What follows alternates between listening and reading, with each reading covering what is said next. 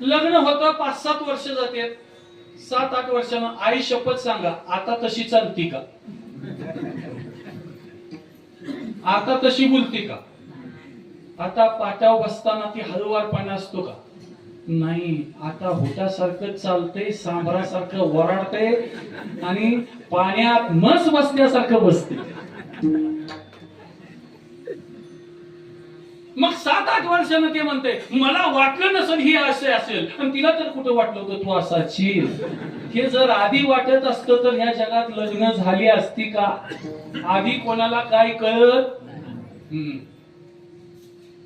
मग एखादा जुना जाणता महाराजांच्या सारखा, आमच्या केंद्रीय महाराजांच्या सारखा माणूस असतो आणि त्याला ते नवरदेव सांगायला जातो की मला माहित नव्हतं हे असे ताप दिलं, असं वागल तसं वागल.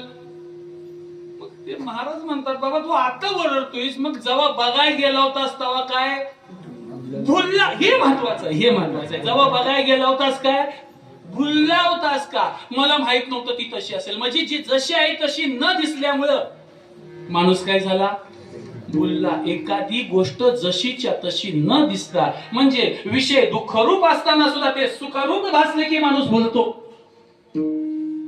माणूस भुलतो का, तिघांच्यामुळे माणूस भुलतो. कुणामुळे, तिघांच्यामुळे. तिघ कोण, महायुतीतले नाही, मग महाविकास आघाडीतले ते पण नाही. माणूस भुलतो कोणामुळे, सत्वगुण, रजोगुण आणि तमोगुण. पंचतत्वाच्या ही जी 5 तत्व आहे, या पंच महाभूताच्या सात्विक भागापासून पंच ज्ञानेंद्रिय तयार झाली. पंच महाभूताच्या राजस भागापासून पंच कर्मेंद्रिय तयार झाली आणि पंच महाभूताच्या सात्विक भागापासून तामस भागापासून 5 विषय तयार झाले.